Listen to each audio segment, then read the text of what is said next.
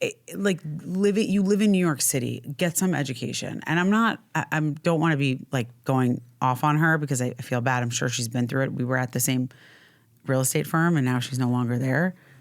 Okay. So I'm sure she's, paying for it, but it's like, that shit can't happen. You can't, and it's not even just about saying it. You believe these things, like this is what goes through your mind. Like you think this is normal to think like that about people. Like that's a problem.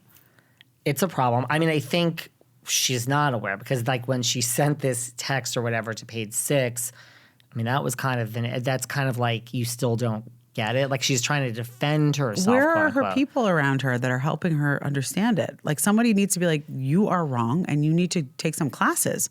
Really, she should be educated. That's not okay. And it's awful to make people feel bad.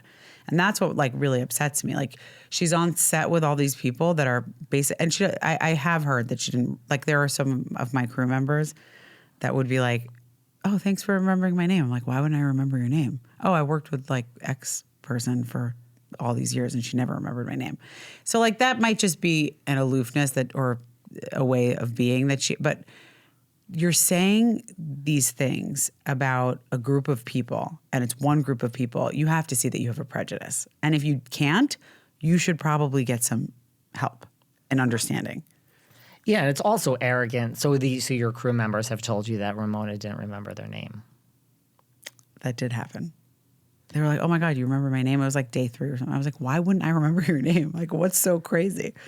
That's like an arrogance thing of like she remembers Sonja's name or whoever, it's just that's an arrogance of I'm here in life and you're here and you're. So like having watched her for so long, I do think that there's just like a side. I don't think she's a bad person. I don't think she's malicious. I don't think she wants to hurt people. I think, and this is just my objective view. I think she just is one of those people that are like kind of careless with what they do and what they say. They don't mean it, but it's like when you start hurting people and you've done it now multiple times, like you need to figure out like even if you don't mean it, it's like someone being like, oh, I fell, and I punched you in the eye and that happened like a couple times. I just fell over like, like a battered wife. Oh, she fell. I don't know. It's like one of those analogies where it's like you keep doing it enough where it's like you're the problem. Yeah. Well, I mean, Girls Trip, RHONY, Legacy, whatever, was filmed before this. So, I mean, she was on it, but I truly think her time at Bravo is over. I really do. I don't know anything about it. I haven't heard anything. I thought the Legacy trip was cute. It was cute. I liked it. And I thought she was cute in it. I didn't think she did anything bad, but... No, she was good in that. But yes, you do, because you are a real estate agent in the real world. Yes. You have these listings, 53 West 53rd, honey. That is no joke. Oh, I've checked you out. How do you know about that? I'm obsessed with New York real estate. I've lived in different places. And so I was just like, oh, it's so funny. I almost lived in the penthouse at Slate, which I saw you have listed as well. Really? At like way back in the day. Yeah. Oh, nice. It was like a downtowner. But so no, like you are a real estate agent with like you have a company, interior design, like you're the real deal. But yes, she did work at your actual company and she was let go because of all of this. Was there like a company-wide email that went around? No. Mm-mm. But I think they're very inclusive. It's what I like about Douglas Elliman, and they are very caring. And as many people have tried to get me to leave, I like that familial feeling. And I don't think that they would ever want anyone to feel as though they weren't cared for. And I think this was their way of being like, we're not going to support this kind of behavior. So I thought it was, like I feel bad for her. I always feel bad for people that are in like these kind of shitty positions, but like she could make it better. It's up to her. And I think they did the right thing. Like, yeah. What were they going to do?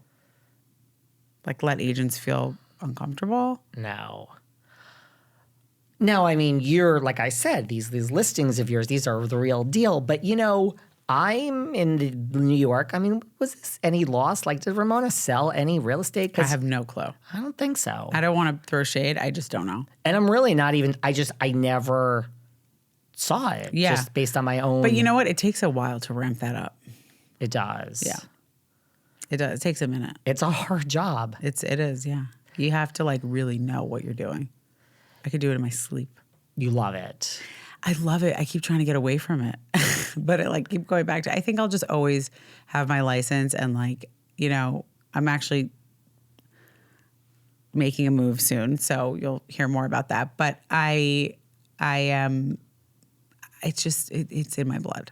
I can negotiate in bed while watching a show and reading a book and writing a letter.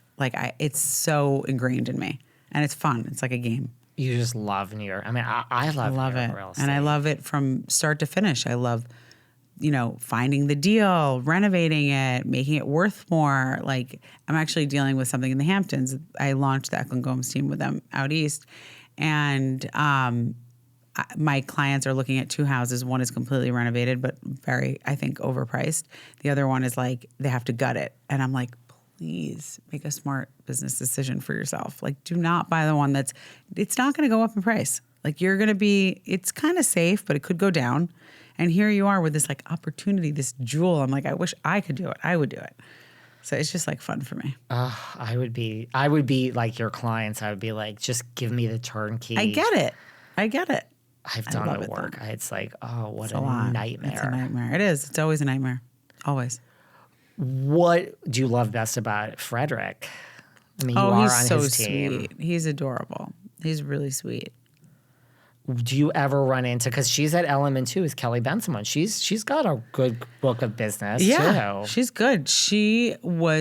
I've seen her for years because she is very good friends with one of my close friends' moms, Jill Stewart. So I've seen Kelly at like Jill's apartment countless times. She probably never remembers me. I don't think she ever remembered me once.